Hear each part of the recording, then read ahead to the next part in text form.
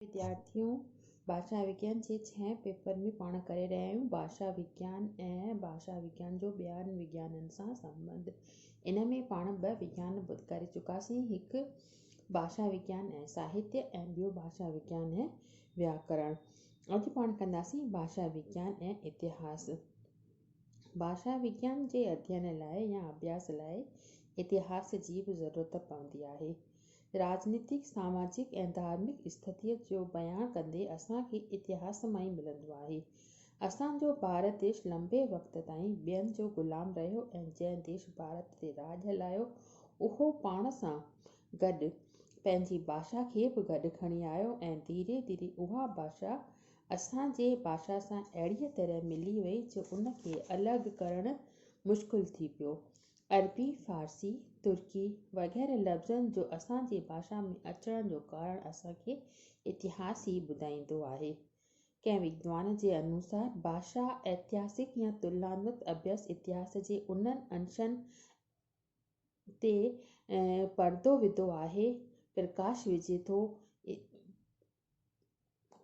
इन तरह भाषा विज्ञान ज़रिए जेको ज्ञान असांखे मिले थो उहो ॿियनि ऐतिहासिक सामग्रीअ जे अभाव में उनजी कमीअ करे अमूल्य थींदो आहे। यानी त भाषा जो ऐतिहासिक अंग या तुलनात्मक अध्ययन इतिहास जे उन्हनि अंशनि ते पर्दो विझे थो ऐं उन्हनि ते प्रकाश विझे थो।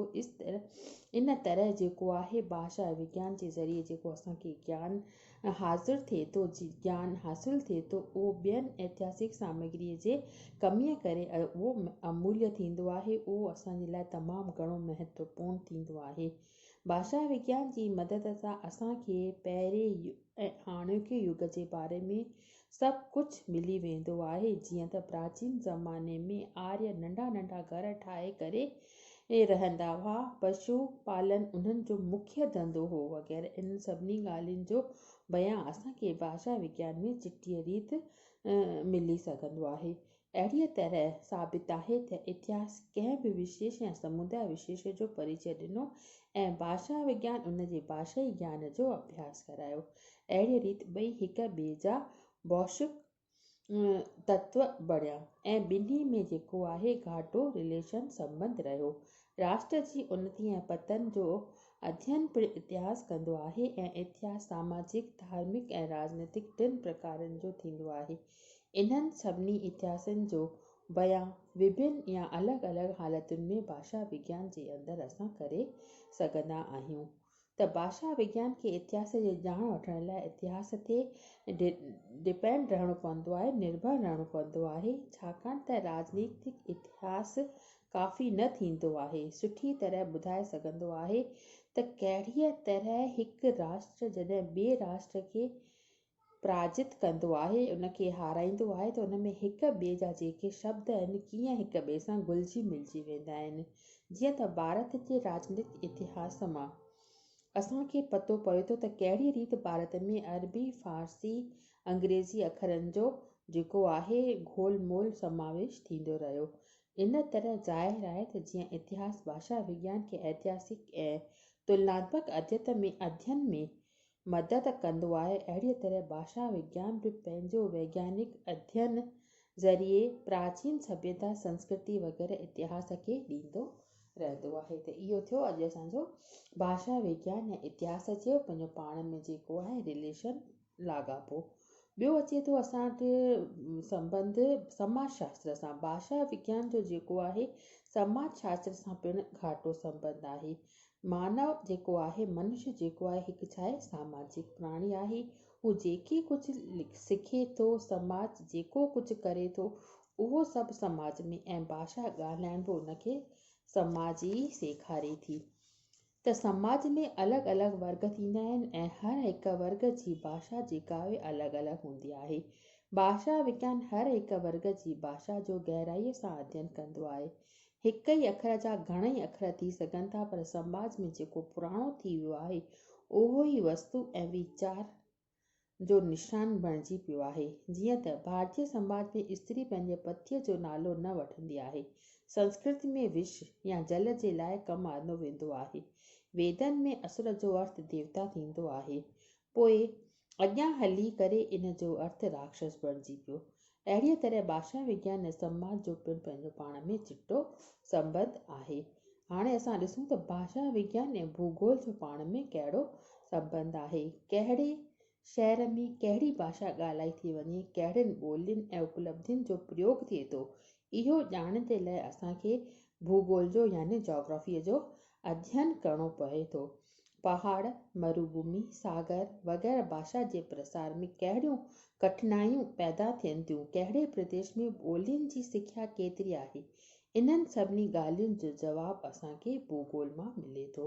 भाषाउनि जो वर्गीकरण बि भूगोल जे ज़रिए ॼाणे सघूं था। भूगोल जे ज़रिए भाषा विज्ञान खे न रुॻो रोचक ऐं मनोरंजन विषय वस्तु मिलंदी आहे, पर उष्ट्र जो अर्थ भैंस मां ऊंट कीअं थियो ऐं जी जानकारी मिलंदी आहे। अहिड़ीअ रीति अगरि भूगोल भाषा विज्ञान खे तुलनात्मक अध्ययन जे लाइ सामग्री ॾिए थो, त भाषा विज्ञान पिणु उनखे अध्ययन जे लाइ तमामु घणो कुझु ॾिए थो, त उनखे वरी ऐतिहासिक अध्ययन में सहायक आहे। अहिड़ीअ थी ज़ाहिर आहे त भाषा विज्ञान ऐं भूगोल जो पंहिंजो पाण में घाटो संबंध आहे। हाणे अचो ॾिसूं त भाषा विज्ञान ऐं भौतिक शास्त्र जो पाण में कहिड़ो लाॻापो आहे। माण्हूअ जे मुख मां जेके ध्वनियूं निकिरनि थियूं, उन्हनि खे कन ताईं पहुचनि थियूं, उन जे विच में केतिरियूं ई लहरूं पैदा थियनि थियूं। उन्हनि लहरुनि जी ॼाण असांखे भौतिक शास्त्र माना फिज़िक्स मां मिले थी, ऐं भाषा विज्ञानी इन्हनि ध्वनियुनि ऐं ॿियनि ध्वनियुनि में जेको अंतर आहे उन जो अभ्यास कंदो आहे। अहिड़ीअ तरह ॿिन्ही जो पंहिंजो पाण में असांखे लाॻापो ॾिसण में अचे थो। भाषा विज्ञान ऐं भाषा शिक्षण। भाषा शिक्षण भाषा जो उच्चारण संबंधी समस्याऊं ऐं व्याकरण संबंधी रुकावटुनि खे दूर करण जे लाइ भाषा विज्ञान हिकु सहायक सहचर आहे। अॼु बि जेका मान्यता आहे त हिन खे मिलियो आहे, उहा भाषा शिक्षण जे करे ई इनखे भाषा विज्ञानी जी सामग्री मिली आहे। भाषा विज्ञान ऐं तर्कशास्त्र। ज़ाहिरी तौर ते भाषा विज्ञान ऐं तर्कशास्त्र में संबंध कोन्हे, पर गहराईअ सां वीचार कबो त इन्हनि में संबंध ॾिसण में ईंदो। तर्कशास्त्र जंहिं तर्क प्रणालीअ खे अपनाए, उहा साॻी प्रणाली भाषा विज्ञानिन पिणु यूज़ कई आहे, कम में आंदी आहे। हाणे आहे भाषा विज्ञान ऐं मानव शरीर विज्ञान। भाषा विज्ञान मनुष्य जी अपूर्व निधि आहे। इन्हनि जे उच्चारण करे वक़्तु मनुष्य जा जेके अंग क्रियाशील थींदा आहिनि, उन्हनि जो वैज्ञानिक अध्ययन करण जे लाइ असांखे शरीर विज्ञान जो अध्ययन करणो पवंदो आहे। असांजे साम्हूं ॿियो रूप भाषा जो लिखित रूप आहे, जंहिं लाइ नेत्रंद्रिय जी ज़रूरत पवंदी आहे। ज्ञान तत्व ऐं नेत्र माना अखियूं भाषा खे कहिड़ीअ तरह दिमाग़ ताईं पहुचाइनि था, इहो ॼाणण लाइ भाषा विज्ञानी खे शरीर विज्ञान जी ज़रूरत पवे थी। पोइ आहे भाषा विज्ञान ऐं मनोविज्ञान। सभिनी खां इम्पॉर्टेंट आहे त भाषा विज्ञान खे बि भाषा खपे ऐं मनोविज्ञान खे बि भाषा खपे। अहिड़ीअ तरह भाषा विज्ञान भाषा खे सुलझाइण लाइ मनोविज्ञान ते आधारित आहे। इंसान जे मन में इच्छाऊं, कामनाऊं कीअं ऐं छो उत्पन्न थियूं, इन्हनि सभिनी जो अभ्यास मनोविज्ञान कंदो आहे। अहिड़ी रीति भाषा ऐं मनोविज्ञान जो रिश्तो आहे। मानव कंहिं शब्द जो उच्चारण कीअं थो करे, ऐं इहो विषय भाषा विज्ञान जो आहे, पर उहो सदाईं कीअं थो करे, इन जो जवाबु मनोविज्ञान वटि आहे। असां ॾिसूं था त माण्हू सभिनी अवयवनि जी सही रहंदे बि उन में छा थींदो आहे, तोतलोपन थींदो आहे। रुकी रुकी करे उहे ॻाल्हाईंदा आहिनि, त इन जो दोष जेको आहे, इन जी जेका कमी आहे, उहो मनोविज्ञान ॿुधाईंदो आहे, उहो ॿुधाए सघंदो आहे। इन तरह भाषा में जेको परिवर्तन या बदिलाव हिकु पीढ़ीअ खां ॿी पीढ़ीअ ताईं पहुचंदो आहे, उन जो बि मुख्य रूप सां मनोविज्ञानी ई कारण ॿुधाए सघंदो आहे। इन तरह अगरि भाषा विज्ञानी मनोविज्ञान जो ऋणी आहे, त मनोविज्ञान बि भाषा विज्ञान जो ऋणी आहे, त भाषा विज्ञान बि उन जो ऋणी आहे। इते वीचारनि जो विश्लेषण पूरी तरह सां भाषा विज्ञान जो सहारो वठी करे करणो पए थो। अहिड़ी तरह असां इहो क्वेश्चन अॼु कयोसीं, इहो टॉपिक, त भाषा विज्ञान ऐं ॿियनि विज्ञाननि जो पंहिंजो पाण में कहिड़ो लाॻापो आहे। इहो जेको क्वेश्चन इलाही दफ़ा तव्हांजो शॉर्ट आंसर रूप में के बि ॿिनि विज्ञाननि सां खणी करे ॿुधाईंदो आहे त कहिड़ो विज्ञान भाषा विज्ञान सां या साहित्य ऐं व्याकरण या भाषा विज्ञान ऐं जेको आहे सामाजिक विज्ञान, मनोविज्ञान या मानव शरीर विज्ञान जो पंहिंजो पाण में घाटो संबंध छो आहे, त कुझु उदाहरण एग्ज़ाम्पल ॾेई करे तव्हांखे हिन जो आंसर लिखिणो पवंदो। त इहो टॉपिक अॼु तव्हांजो पूरो थियो। हाणे तव्हां क्लासनि में अचो, तव्हांखे क्लासनि में डेली पढ़ायो वेंदो।